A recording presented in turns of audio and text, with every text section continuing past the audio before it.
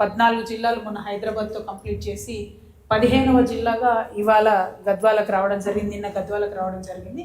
మరి గద్వాల జిల్లా అంటేనే పెద్ద పేరుగల్ల జిల్లా. ఒక పక్క తుంగభద్ర నది, ఇంకో పక్క కృష్ణా నది, చాలా చరిత్ర ఉన్నటువంటి జిల్లా, వేల సంవత్సరాల చరిత్ర ఉన్నటువంటి జిల్లా, నడిగడ్డ ప్రాంతంగా ప్రసిద్ధికి ఎక్కినటువంటి జిల్లా. మరీ పర్టికులర్గా ఇక్కడ గద్వాలలో మీ భాష అంటే చాలా మంచిగా అనిపిస్తుంది నాకు. అన్నీ మిక్స్ అయి ఉంటాయి అందులో. రాయలసీమ, కొద్దిగా కన్నడ, కొంచెం తెలుగు, అన్నీ తెలంగాణ, రాయలసీమ అన్ని సంస్కృతులతోనూ ఒక విభిన్నంగా మంచి మనస్తత్వం కలిగినటువంటి మనుషులుగా గుర్తింపు ఉంటుంది గద్వాల ఆలంపూర్ ప్రజలంటే. ముక్కుసూటిగా ఉన్నట్టుగా చెప్తారు మీరు, వెనకాల మనసులో ఏం పెట్టుకోరు అన్నటువంటి నానుడి ఉంది. ఇటువంటి మంచి సంస్కృతి కలిగినటువంటి ఈ జిల్లాలో విద్వత్ గద్వాల అనేటటువంటి పేరు ఉండింది ఒకప్పుడు. అంటే చాలా గొప్ప విద్వత్తు కలిగినటువంటి, విద్య కలిగినటువంటి, మేధా సంపత్తి కలిగినటువంటి మనుషుల్ని, మేధావుల్ని ఇక్కడ నుండి ఇచ్చినటువంటి జిల్లా మన గద్వాల జిల్లా. ఉదాహరణకి మన సురవరం ప్రతాప్ రెడ్డి గారు కావచ్చు, గడియారం రామకృష్ణ శర్మ గారు కావచ్చు, రాజకీయ రంగంలో చూసుకుంటే పాగ పుల్లారెడ్డి గారు కావచ్చు, అనేక మందిని ఈ జిల్లా ప్రొడ్యూస్ చేసినటువంటి సాహితీవేత్తలకైతే కొదవనే లేదు. చాలా మందిని ఇక్కడ నుంచి మనం తీసుకున్నాం గద్వాల నుంచి. ఇక గద్వాల గురించి ఇంకా గొప్పగా చెప్పుకోవాలంటే మొత్తం ఇండియా వైడ్గా కూడా వాటర్ ప్యాలెసెస్ తక్కువ ఉంటాయి. చాలా నీళ్ళల్లో ఉండేటటువంటి మహల్లు చాలా తక్కువ ఉంటాయి. మన గద్వాల, మన దగ్గర నిజాం కోటనే కదా, కొండకోట, నిజాం గారు కట్టినటువంటి కొండకోట ఇక్కడ ఉంటుంది. చాలా అద్భుతంగా ఉంటుంది. సరే, తెలంగాణ రాష్ట్రం వచ్చిన తర్వాత కూడా దాన్ని ఒక టూరిజం స్పెక్టాక్యులర్గా మనం మార్కెట్ చేసుకోలేకపోయినాం. బట్ నిజాం కొండకోట కావచ్చు, అట్లానే భక్తి ఉన్నటువంటి వాళ్లకు మరి తిరుమల వెంకటేశ్వర స్వామికి పంపించేటటువంటి ఏరువాడ జోడు పంచలు కూడా మన గద్వాల జిల్లా నుండే వెళ్తాయన్న విషయాన్ని ఒకసారి గుర్తు చేస్తూ, మరి రాజోలి, గద్వాల లాంటి చేనేత పరిశ్రమ మొత్తం ప్రపంచవ్యాప్తంగా గుర్తింపు చెంది.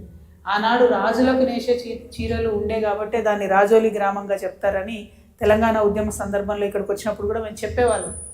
అంటే అంత ప్రసిద్ధి గల వస్త్రాలు, మంచి వస్త్రాలు. ఇవాళ గద్వాల కూడా మరి చాలా ఫేమస్. ఆడబిడ్డలందరూ కూడా ఇష్టపడేటటువంటి మంచి పట్టు చీరలు, మన్నిక కలిగినటువంటి చీరలు.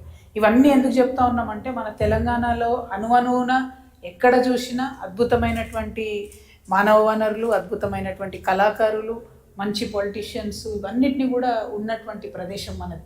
తెలంగాణ రాష్ట్రం వచ్చిన తర్వాత ఈ గద్వాల కానీ, ఆలంపూర్ కానీ అభివృద్ధికి చాలా ముందుకు పరుగులెడుతుందని చెప్పి అనుకున్నాం. ఎందుకంటే పాలమూరు, ఉమ్మడి మహబూబ్ నగర్ జిల్లా అంటేనే వలస జిల్లాగా ఉంటే, మరి మహబూబ్ నగర్ జిల్లాను మనం మంచి నీళ్ళు ఇచ్చుకుందాం, చాలా పెద్ద ఎత్తున డెవలప్ చేద్దాం అనుకున్నాం. అంతకుముందు ఆంధ్రలో, ఉమ్మడి ఆంధ్రప్రదేశ్లో ఏముండే మన పరిస్థితి, వరల్డ్ బ్యాంక్ చైర్మన్ రావాలంటే ఇక్కడ వచ్చి చూడాలి. మన దగ్గర మనని ఎగ్జిబిషన్లో కోతులను చూసినట్టు చూసి మనకు డబ్బులు ఇచ్చి పోవాలి. అట్లాంటి ప్రయత్నం ఆనాడు జరిగింది. సరే, ఎంత మంచైంది ఎంత చెడైంది అన్నది నిన్న నా 2 రోజుల పర్యటనలో మాత్రం తెలిసింది. ఇప్పుడు వరల్డ్ బ్యాంక్ చైర్మన్ ఇక్కడ రమ్మంటే చూసి ఏడుస్తాడు అనుకుంటా. నన్ను ఇన్నిసార్లు తీసుకొచ్చి ఇన్ని డబ్బులు ఇచ్చినా ఎక్కడ పోయినారా నాయన, రోడ్డు లేదు, చక్కగా నీళ్లు లేవు అనేటటువంటి పరిస్థితి కనబడుతూ ఉంది. అంటే తెలంగాణ రాకముందు ఏదైతే పరిస్థితి ఉందో ఇప్పుడు అది ఒక ఎగ్జాంపుల్ చెప్తాను.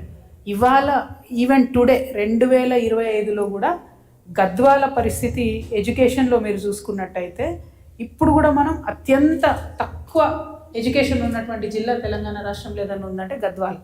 సగటున భారతదేశంలో 76.9% లిటరసీ రేట్ ఉన్నది. కానీ మన తెలంగాణలో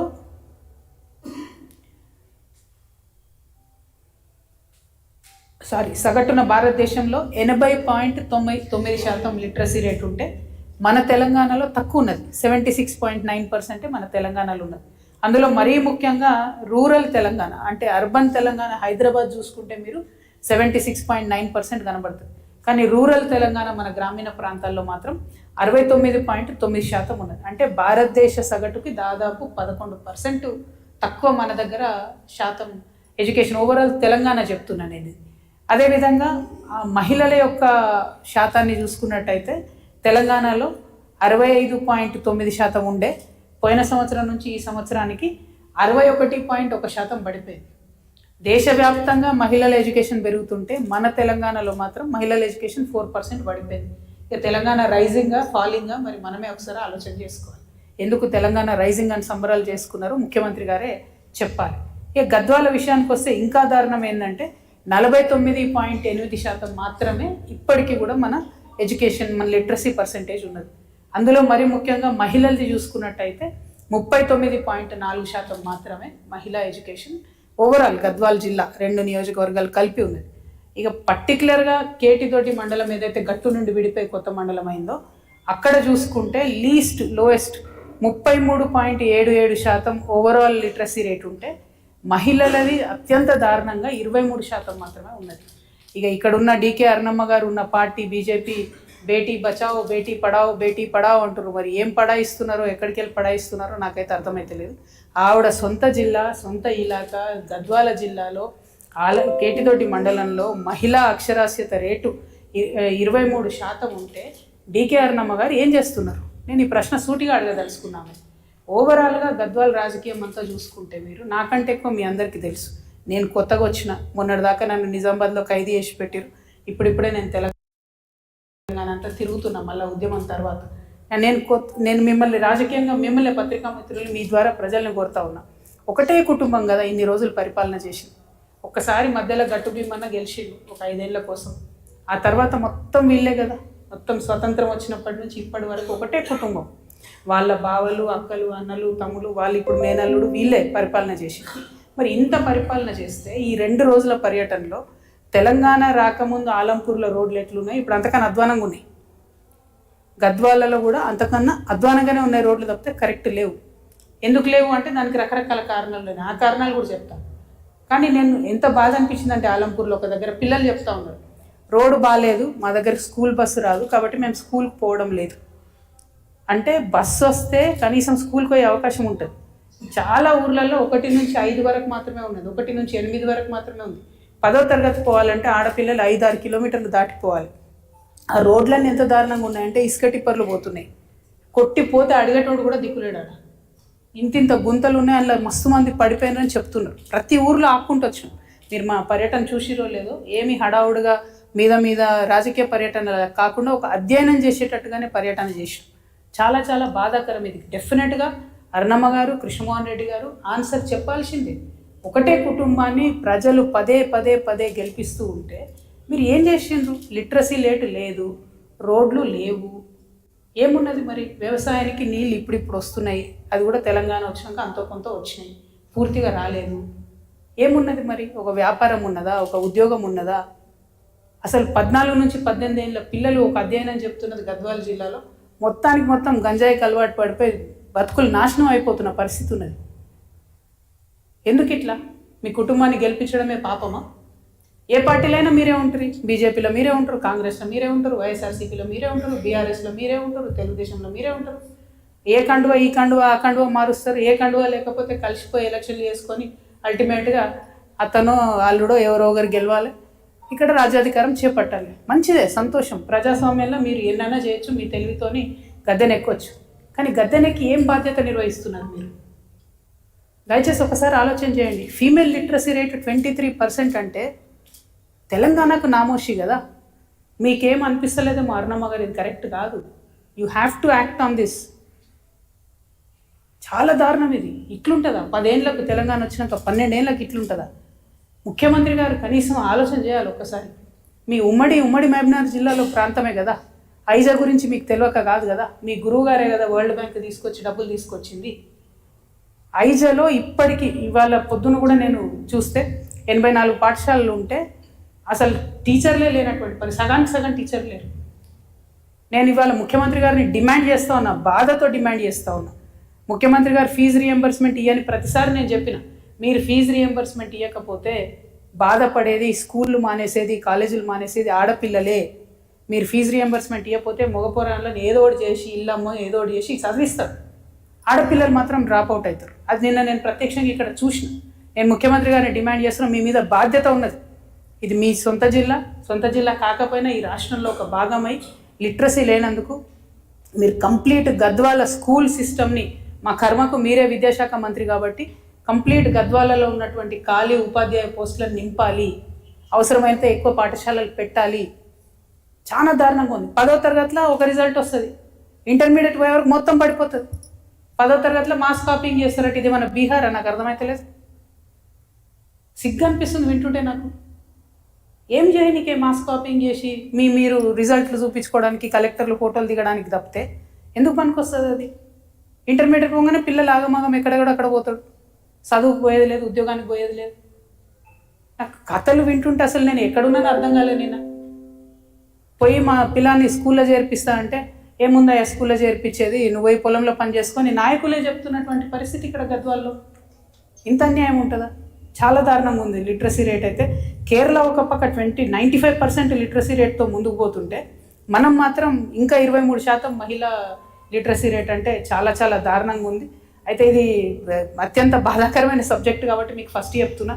మేము మొదలు రావడంతోనే బీచ్పల్లి ఆంజనేయ స్వామి వారిని దర్శనం చేసుకొని, ఇక ఆంజనేయ స్వామి వారి మీద కూడా చాలా పాపం కష్టాలు ఉన్నాయి. అక్కడ కూడా ట్రస్టీలు వీళ్ళ ఫ్యామిలీ అంట, అరుణమ్మ గారి ఫ్యామిలీ అంట, కనీస వసతులు లేవు, గోపురం కూలిపోతుంటే 8 ఏళ్ళైనా కూడా దాని మీద శ్రద్ధ లేదు, అక్కడ ఉండేటటువంటి శానిటేషన్ వాళ్ళకి సంబంధించి జీతాలు లేవు, చాలా సమస్యలు ఉన్నాయి. 1 కాదు 2 కాదు, అంటే సమస్యలే చెప్పాలి, ఒకరినే టార్గెట్ చేయాలన్నది నా ఉద్దేశం కాదు. మేము చేసినటువంటి అధ్యయనంలో విషయాలు తప్పకుండా చెప్తాం. ఎందుకంటే ఇన్నేళ్ళు ఒకటే కుటుంబానికి అధికారం ఇచ్చినా కూడా ఏం జరగలేదన్న బాధతో చెప్తా ఉన్నాం. తర్వాత ఆలంపూర్ 100 బెడెడ్ హాస్పిటల్కి వచ్చినాం. నాసి రకంగా కట్టిండ్రు, బలవంతంగా ప్రజలు వచ్చి వాడదాం అనేదాకా 3 ఏళ్ళు బంద్ పెట్టిరు 100 బెడెడ్ హాస్పిటల్. ఇప్పుడు ఓపెన్ చేసిన 100 బెడెడ్ హాస్పిటల్, డాక్టర్లు లేరు, నర్సులు లేరు, భయంకరమైన పరిస్థితి, మొత్తం ఖాళీ ఉంది. మేము నిన్న చూడడానికి పోతే ఏమంటే సండే అంటారు. ఏదో ఉన్న కాడికి పాపం డాక్టర్లు నర్సులు ప్రయత్నం చేస్తారు ఏదో చేద్దామని, కానీ ప్రభుత్వం నుంచి టేబుళ్ళు బల్లలు కూడా ఇయ్యనటువంటి పరిస్థితి ఆలంపూర్ 100 బెడెడ్ హాస్పిటల్కి ఉంది. దాని మీద తక్షణమే దృష్టి పెట్టాలని చెప్పి నేను ప్రభుత్వాన్ని డిమాండ్ చేస్తూ ఉన్నాను. ఆ తర్వాత మేము కల్వకుంట్ల నుంచి మానవపాడు మండలంలో ఒక గ్రామం నుంచి పాస్ అవుతూ ఉంటే మొక్కజొన్న రైతులు పాపం అందరూ కూడా కొనుగోలు కేంద్రంలో మొక్కలు పోసుకొని ఉన్నారు. ఏమన్నా ఏం సంగతి అని అంటే వాళ్ళు 30 రోజులు 25 రోజులు 20 రోజులైంది మేము వచ్చామని చెప్తున్నారు. వెంటనే కలెక్టర్ గారికి ఫోన్ చేసి నేను రిక్వెస్ట్ చేయడం జరిగింది, ఏందండి ఇది, కనీసం మంచినీళ్ళు కూడా లేవు, కొనుగోలు కేంద్రాలు అంటే అన్ని వసతులు ఉండాలి కదా, మంచినీళ్ళు కూడా లేవు, ఎన్ని రోజులు ఉంటారు రైతులు ఇక్కడ అంటే నేను ఇమీడియట్గా తీపిస్తా అని చెప్పారు. మరి తీపిచ్చిరో లేదో నాకు తెలియదు ఈరోజు. అంటే ఎక్కడికక్కడ సమస్యలను కనీసం ప్రభుత్వం దృష్టికి తీసుకుపోయేటోడు కూడా మరి ఇక్కడ లేకపోవడం అన్నది అన్యాయం. ఆ తర్వాత శాంతినగర్ వయా వెళ్తూ తుమ్మిళ్ళకి వచ్చాం. ఇక తుమ్మిళ్ళ సంగతి మనందరికీ తెలిసిందే. ఆర్డిఎస్ ప్రాజెక్ట్ అనేటటువంటిది ఉమ్మడి ఆంధ్రప్రదేశ్ కర్ణాటక రాష్ట్రం, అంతకుముందు మన నిజాం నవాబ్ హైదరాబాద్లో స్టేట్లో ఉన్నప్పుడు అక్కడ కట్టినటువంటి ప్రాజెక్ట్ అది. అక్కడ కర్ణాటకలో కూడా ఇప్పటికీ మనకు భూములు ఉన్నాయి ఆర్డిఎస్కి సంబంధించి. ఆర్డిఎస్ మీద మన కేసీఆర్ గారు కూడా అంతకుముందు పాదయాత్ర చేసారు. తెలంగాణ వచ్చిన తర్వాత ఈ తుమ్మిళ్ళ కట్టినాక కొంత నయమైంది, సగం ఆయకట్టు కన్నా కొంత నీళ్ళు వస్తున్నాయి. కానీ ఉన్న 3 పంపులలో కేవలం ఒక పంపును వాడుతున్నారు, ఇంకా 2 పంపులు ఖాళీగా ఉన్నటువంటి పరిస్థితి. ఎందుకు వాడట్లేదు అని అంటే అది ఒకటేసారి ఆ పంపులన్నీ వాడితే కాలువ మొత్తం చిన్న సైజు ఉంది, ఆగమాగమై కొట్టుకుపోయే పరిస్థితి ఉంది అని చెప్తున్నారు. కాబట్టి ఆధునిక టెక్నాలజీ వాడాలి. ఎందుకంటే రైతులు పైనున్న రైతులేమో మేము 1 సంవత్సరం పాటు మేము ఖాళీగా ఉంచుకోమని పైనున్న రైతులు అంటారు, కిందున్న రైతులకేమో టేలెండ్లు ఉన్న వాళ్ళకు నీళ్ళు రాని పరిస్థితులు. మరి పరిష్కారం ఏంటి అని అంటే ఖచ్చితంగా పైప్ లైన్ వేయాలి. 40 కిలోమీటర్ల దూరం అవుతుంది, మధ్యలో నేషనల్ హైవే దాటాల్సి వస్తుంది. కానీ పైప్ లైన్ వేసి మోటార్ ఇంకోటి ఆన్ చేస్తేనే కంప్లీట్ ఆర్డిఎస్ కెపాసిటీ ఎంతైతే ఉందో అది వాడుకునే అవకాశం ఉంటుంది. ఎందుకు వాడుకోవాలి ఆర్డిఎస్, ఎందుకు కంప్లీట్ కెపాసిటీ వాడుకోవాలి అంటే మనకు హక్కుభుక్తంగా కృష్ణా నదిలో ఏదైతే మనం కొట్లాడుతూనే ఉంటాం కృష్ణాలో మన వాటా కావాలని, ఇక్కడ మనకు హక్కు ఉంది, వాటా ఉంది. ఆ వాటా ఉన్న నీళ్ళని కూడా మనం పంప్ చేసుకోలేకపోతున్నాం, ఎందుకంటే చిన్న టెక్నికల్ డిఫికల్టీ వాళ్ళు. సో ఈ డిఫికల్టీని ఓవర్కమ్ కావాలి. ఖచ్చితంగా ముఖ్యమంత్రి గారు ప్రత్యేక దృష్టి పెట్టాలి. తుమ్మిళ్ళను ఫుల్ కెపాసిటీకి వాడాలి. దాంతో కృష్ణాలో ఉన్న నీళ్లు మనకు ఫుల్ కెపాసిటీ వస్తాయి. దానికోసం నేను డిమాండ్ చేస్తూ ఉన్నాను ప్రభుత్వాన్ని. అదేవిధంగా మందొడ్డి ఏంటిది ఇది మాందొడ్డిలో అట్లనే అంటే ఊర్లు అంతటా ఘోరమే ఉన్నాయి, రోడ్లు అంతటా ఘోరమే ఉన్నాయి. ఆలంపూర్లో ఆ మాందొడ్డి నుండి వస్తుంటే పాపం వాళ్ళు ఆపి పర్టికులర్గా చూపించారు. ఎందుకంటే ఆ తుమ్మిళ్ళ ప్రాజెక్ట్ పక్కనే మొన్ననే యాక్సిడెంట్లు అయినాయి, ఇట్లా రోడ్లు టిప్పర్లు కొట్టిపోతున్నారు. సరే ఇప్పుడు చెప్తా టిప్పర్ల కథ. రోడ్లు ఎందుకు బాగాలేవు ఆలంపురంలో అంటే ఇసుక దందా జరుగుతుంది. అక్కడ ఉన్న వాళ్ళని అడిగినా మరి మీరు ఊరోళ్ళు అందరు కలిసి ఆపొచ్చు కదా టిప్పర్లు అంటే, ఎక్కడ ఆపుతాము, రేవంత్ రెడ్డి గారు బొమ్మ పెట్టుకున్నారట టిప్పర్లు అన్నిటి మీద, ముఖ్యమంత్రి గారు బొమ్మ పెట్టుకొని బాజాబ్తా నడుపుతున్నారని చెప్తున్నారు. ఆపి ఏమన్నా అడుగుతా అంటే పైనుండి ఫోన్లు వస్తున్నాయని ఆఫీసర్లు భయపడ్డం, అందరు భయపడ్డాం. మరి ముఖ్యమంత్రి గారికి ఇది తెలిసి జరుగుతుందా తెలియక జరుగుతుందా నాకు తెలియదు. కానీ గద్వాల జిల్లాలో వందలాది టిప్పర్ల ఇసుక దందా ముఖ్యమంత్రి రేవంత్ రెడ్డి గారి పేరు మీద జరుగుతుంది. దానికి ఆయనకు సంబంధం లేకపోతే ఆయన ఆపాలే. ఎందుకోసం అంటే ఆలంపూర్లో ఉన్న రోడ్లన్నీ నాశనం అయిపోయినాయి. మొత్తం కంకరదేలు ఉన్నాయి అన్ని రోడ్లు కూడా. చిన్నపిల్లలు బడికి పోలేని పరిస్థితి, ఆడపిల్లలు ఒంటరిగా నడిచి వెళ్ళలేని పరిస్థితి, చాలా అధ్వానంగా ఉంది. ముఖ్యమంత్రి గారు దృష్టి పెట్టాలని చెప్పి నేను డిమాండ్ చేస్తూ ఉన్నాను. ఆ తర్వాత పెద్ద ధన్వాడ, అరే ఈ ప్రింట్అవుట్ తెచ్చినాం మర్చిపోయినట్టు, పెద్ద ధన్వాడలో ఇథనాల్ ఫ్యాక్టరీ 14 గ్రామాలకు సంబంధించినటువంటి రైతులు అక్కడ ధర్నా చేస్తున్నటువంటి పరిస్థితి. అయితే అక్కడ నేను కూడా ఫస్ట్ అనుకున్నా కంపెనీలు రావాలి, మన జిల్లాలు బాగుపడాలి, ఎందుకు బాధపడుతున్నారు రైతులని. అక్కడ పోయి చూసినాక నాకు తెలిసింది నిజంగా ఎంత అందంగా ఉన్నాయి భూములు అంటే అక్కడ నేను ఇంతవరకు అట్లా చూడలే. అక్కడనే పత్తి, అక్కడనే పల్లి, అక్కడనే కందులు, అక్కడే జొన్నలు, అక్కడే మొక్కజొన్నలు, వరి, అంటే ఇంత డైవర్స్ భూమి, మిర్చి, మళ్ళీ దానికి తోడు 6-7 రకాల పంటలు, పొగాకు, ఇన్ని రకాల పంటలు, అద్భుతమైన భూములు, కనుచూపు మేరలో భూములు పంటలు తప్ప ఏం కనబడతలేవు. ఆ మధ్యలో 30 ఎకరాలు ఫ్యాక్టరీకి పర్మిషన్ ఇచ్చారు. ఇది బీఆర్ఎస్ ఉన్నప్పుడే జరిగింది. ఏ గవర్నమెంట్ ఇచ్చినా 100% అది తప్పు పర్మిషన్ ఇచ్చారు. ఎందుకంటే నేను అక్కడ పోయి చూసిన తర్వాత ఎట్లా అంటే ఆ ఫ్యాక్టరీ అతను ఫ్యాక్టరీ పెడతా అని కొనలేదు, మోసం చేసి రైతులు మేము ఇక్కడ తోటలు పెట్టుకుంటామని మెల్లగా 3 సంవత్సరాలలో 30 ఎకరాలు అక్వైర్ చేసినాక ఆయనకు పర్మిషన్ వచ్చింది. అసలు పర్మిషన్ ఎవరు ఇచ్చిరో కానీ నిజంగా వారికి ఖచ్చితంగా పనిష్మెంట్ ఉండాలి. ఎందుకంటే కరెక్ట్ అక్కడి నుండి 500 మీటర్స్ లోపలనే తుంగభద్ర నది ఉన్నది. అంటే అసలు నది బెడ్లో ఇథనాల్ ప్రొడ్యూస్ చేసే లాంటి ఫ్యాక్టరీ ఉండే ఆస్కారమే లేదు. వందలాది సుప్రీంకోర్టు తీర్పులు ఉన్నాయి. ఖచ్చితంగా దాన్ని మేము ఛాలెంజ్ చేస్తాం. ఆ ఫ్యాక్టరీకి పర్మిషన్ ఇవ్వడానికి లేదు, అది అక్కడ నడవడానికి లేదు. నేను కూడా అక్కడ పోయేంత వరకు అనుమానాస్పదంగానే పోయినా, రైతన్నలు అనవసరంగా అపోహలకు పోతున్నారా, ఇబ్బంది పడుతున్నారు. కానీ 100% పచ్చని పంట పొలాల మధ్యలో ఆ ఫ్యాక్టరీ పెడుతున్నారు. ఇంకోటి ఏమవుతుందంటే ఇట్లాంటి ఫ్యాక్టరీలు పెట్టినప్పుడు ఇవి కోకొల్లలుగా చూసినాం, మూసి విషయంలో చూసినాం. వాళ్ళు వ్యర్థాలన్నీ రాత్రిపూట డంప్ చేస్తుంటారు నదులలో, చుట్టుపక్కల ఉన్నటువంటి ల్యాండ్లో బోర్లు డ్రిల్ చేసి అందులోకి డంప్ చేస్తుంటారు. అల్టిమేట్గా ఏమవుతుందంటే ఆ చుట్టూ ఉన్నటువంటి పొలం కూడా తగ్గిపోతుంది, పాడైపోతుంది, తుంగభద్ర నది కలుషితం అవుతుంది. కాబట్టి ఎట్టి పరిస్థితులలో పెద్ద ధన్వాడలో ఇథనాల్ ఫ్యాక్టరీ పెట్టడానికి లేదు. ఆ 14 గ్రామాల ప్రజల పక్షాన తెలంగాణ జాగృతి ఉంటుంది. రంజిత్ కుమార్ గారు నడిగడ్డ హక్కుల పోరాట సమితి నుండి తను కూడా ఉంటాడు. ఇక్కడ ఉన్నటువంటి మేమందరం పనిచేస్తాం, ఖచ్చితంగా దాన్ని ఆపుతాం. అదేవిధంగా అక్కడ నుండి మేము ఐజాక్ వచ్చినాం, విత్తనం పత్తి ఫ్యాక్టరీలను చూడడానికి వచ్చినాం. అదొక పెద్ద మాయ నడుస్తున్నది మన జిల్లాలో. విత్తనం పత్తి అనేటటువంటి కాన్సెప్టే సీడ్కి ప్రసిద్ధి. మనం దేశవ్యాప్తంగా కాటన్ సీడ్ గద్వాల్లో బాగా దొరుకుతుంది, కానీ రైతులకు మాత్రం ₹1 లాభం లేదు. కష్టపడి కాటన్ సీడ్ వండించి సీడ్ తీసుకుపోయి మధ్యలో ఉండే ఆర్గనైజర్కి ఇస్తే 10 నెలలు, సంవత్సరం తర్వాత కూడా వాళ్ళకు పంటకు డబ్బులు చేతులు అందుతలేవు. పైగా పత్తి మొత్తం ఇవ్వాలి ఖచ్చితంగా, ఇస్తే దూది వేరే తీస్తారు, ఇత్తులు వేరే తీస్తారు. దూదికి మాత్రం డబ్బులు కట్టిస్తలేరు ఆర్గనైజర్స్. ఇత్తులకు సంబంధించి వాళ్ళ ఇష్టమిగా ఈ ఇత్తులు మంచియా కాదా, పాసా ఫెయిలా వాళ్ళు చెప్పినప్పుడు చెప్పాలి. వాళ్ళు పాస్ అంటే పాసు, ఫెయిల్ అంటే ఫెయిల్. చాలా భయంకరంగా ఇబ్బంది పెడతా ఉన్నారు. మరి ఈ అంశాల మీద పోరాటం చేసినటువంటి నడిగడ్డ హక్కుల పోరాట సమితి రంజిత్ కుమార్ గారి ఆధ్వర్యంలో పోరాటం చేస్తే రైతు కమిషన్కి సంబంధించి కోదండ రెడ్డి గారు వచ్చిరు ఇక్కడికి. కోదండ రెడ్డి గారు వచ్చినప్పుడు కూడా వారైనా, ఈ సునీల్ కుమార్ గారని కాంగ్రెస్ పార్టీలో లాయర్ ఉంటాడు ఆయనైనా, కలెక్టర్ గారైనా అందరు కలిసి ఒకటే ఏం చెప్పారంటే ఎక్కడ కూడా మన భారతదేశంలో ఉన్న కాంట్రాక్ట్ ఫార్మింగ్, ఒప్పంద వ్యవసాయం అంటాం కదా, కాంట్రాక్ట్ ఫార్మింగ్ రూల్ ఏంది అంటే company should directly talk to the farmer, company should directly enter in to an agreement with the farmer. డైరెక్ట్గా కంపెనీ రైతుతోనే ఒప్పందం చేసుకోవాలి. ఇక్కడ ఏం జరుగుతుంది, దాదాపుగా 30 సంవత్సరాల నుంచి ఏం జరుగుతుంది, కంపెనీ డైరెక్ట్గా ఫార్మర్తో మాట్లాడదు, మధ్యలో ఆర్గనైజర్ వ్యవస్థ పెట్టిరు. ఈ ఆర్గనైజర్లే వాళ్ళతో మాట్లాడతారు. వాళ్ళ దోపిడీ అలవి కాకుండా ఉన్నది. అల్టిమేట్గా రైతుకు నష్టం జరుగుతుంది. కంపెనీకి రైతుకు ఒప్పందం ఉంటే ఏమవుతుందంటే రైతుకు లాభం అవుతుంది. ఎంత లాభం జరుగుతుంది అంటే పంట వచ్చినా రాకపోయినా రైతుకు డబ్బులు చెల్లించాల్సి వస్తుంది ఫ్యాక్టరీ. అదేవిధంగా వస్తుంది, ఇప్పుడు 8 క్వింటాలు వస్తుంది అనుకున్న కాడ 5 క్వింటాల్లో వస్తే ఆ మిగతా 3 క్వింటాలకు కూడా కట్టించి ఇచ్చేటటువంటిది ఉండదు. ఎందుకంటే కాంట్రాక్ట్లో